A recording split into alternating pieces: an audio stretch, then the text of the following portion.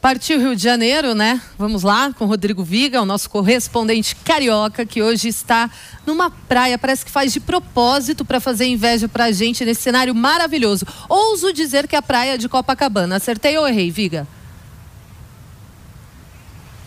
Você está sempre certa, Kalina. Copacabana, princesinha do mar, né? A praia mais turística e mais visitada aqui do Rio de Janeiro. Por enquanto está vazia. E hoje está gostoso porque, apesar desse sol intenso, tem um ventinho soprando maral do mar em relação à terra, mas os termômetros hoje vão empinar, viu, Kalina? Tem cara mesmo, porque o sol tá que tá. Agora, Rodrigo Viga, mudando um pouquinho de assunto, a gente já noticiou e abordou esse tema aqui no Jornal da Manhã sobre a greve dos petroleiros. Mesmo com a decisão do TST, eles decidiram manter esta greve? Exatamente, Kalina. Uma greve que está começando a perturbar, a incomodar a direção executiva da Petrobras. Já são 18 dias hoje, né, de paralisação dos petroleiros, que reivindicam uma série de pontos, fim da política do PPI, que é a paridade de preço de importação, e também uma revisão do acordo trabalhista, né, que foi apresentado no fim do ano passado, com prazo para finalizar agora em março. E também uma outra reivindicação é a revisão de demissões dentro da Fafem. Apesar do ministro do TST, Ives Gandra Martins Filho, ter considerado a greve ilegal, abusiva e ter determinado que os petroleiros voltem ao trabalho imediatamente, um grupo continua ocupando uma sala do edifício sede da Petrobras desde o início dessa paralisação, e eles prometem recorrer da decisão do ministro do TST, Ives Gandra, resistir e permanecer em greve, como diz aqui na Jovem Pan o diretor da Federação Única dos Petroleiros, o David Moraes. Vamos ouvi-lo. Nós entendemos que essa decisão ela é inconstitucional e os nossos advogados de todo o Brasil estarão sim vendo uma forma de questionar essa decisão monocrática do ministro Ives Gandra. Então, o diretor da Federação Única dos Petroleiros, o David, lembrando que nesta quarta-feira, caminhoneiros prometem fazer também protestos e manifestações Brasil afora, sendo que o ponto de concentração deve ser em São Paulo, viu, Kalina, ouvintes internados da Jovem Pan, no bairro Vila Maria, se não me engano, na rua Andaraí, no entroncamento ali entre a Marginal do Tietê e também a Pinheiro, segundo dizem os manifestantes, viu, Kalina? Vila Maria, se eu não me engano, fica na zona norte aqui da capital paulista. Agora, mudando de assunto, Viga, vamos falar do carnaval aí no Rio de Janeiro. A Marquês de Sapucaí já está pronta, preparada para receber as escolas e toda a festa? Mais ou menos, viu, Kalina? Está pronta, mas não está ainda de banho tomado e cabelo penteado. Obras foram feitas aí ao longo dos últimos meses, cerca de 8 milhões de reais com a ajuda do governo federal, com a ajuda do Ministério do Turismo. Você lembra que no ano passado, né, aos 45 do segundo tempo, houve problemas e aí o Corpo de Bombeiros só liberou em caráter emergencial os desfiles porque a festa já estava programada, ia acontecer, ingressos já tinham sido vendidos, assim como os direitos de transmissão.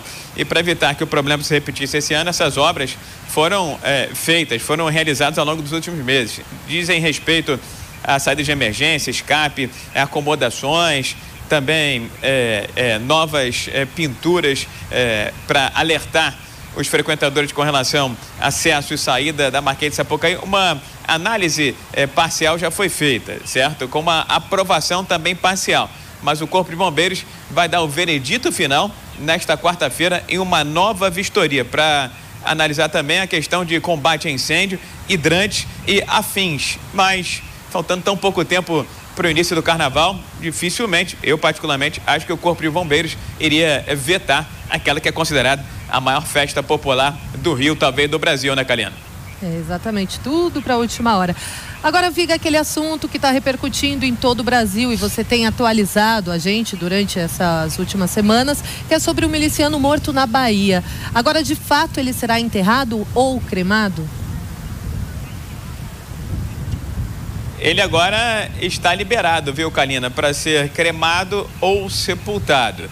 Você lembra que o Adriano da Nóbrega, né, que foi capitão do BOPE, e teve envolvido aí nesses últimos dias em uma tremenda celeuma que também incluiu nesse mesmo sexto o presidente da República, o governador da Bahia, o senador Flávio Bolsonaro, enfim, ele foi morto numa operação da polícia baiana no final de semana retrasado e desde então existe um impasse.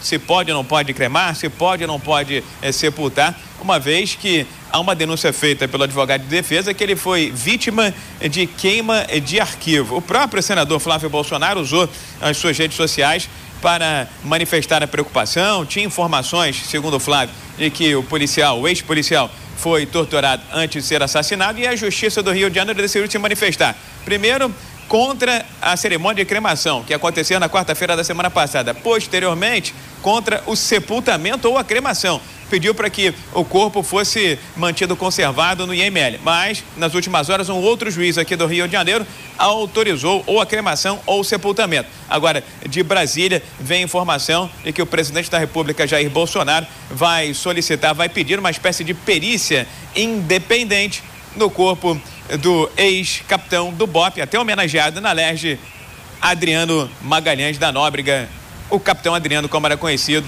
chefe do escritório do crime, uma milícia com forte atuação na zona oeste do Rio de Janeiro. Kalina.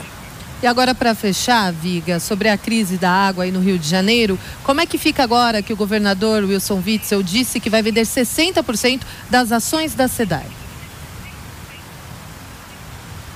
Exatamente, Kalina.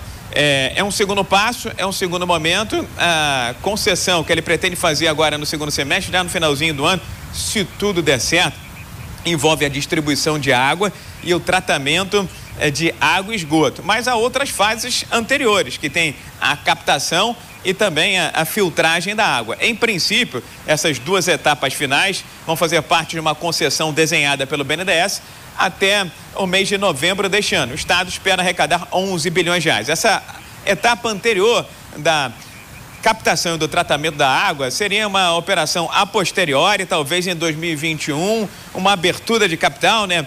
Um IPO, como se diz no mercado, em que o Estado do Rio de Janeiro ficaria com 40% dessa nova SEDAI, enquanto que o mercado com 60%.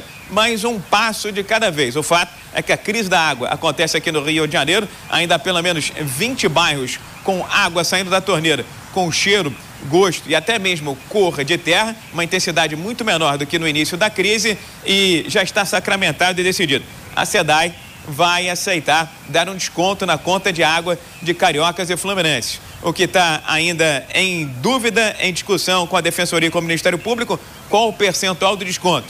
O martelo vai ser batido numa nova reunião nesta quarta-feira, Kalina. Muito bem, últimas informações do Rio de Janeiro com Rodrigo Viga, que agora, por favor, Viga, por nós, dá um mergulho nesse marzão bonito que tá a gosto de ver. Tchau, obrigada. Eu não vou falar mais nada, só vou mostrar. Eu e Márcio Marzullo.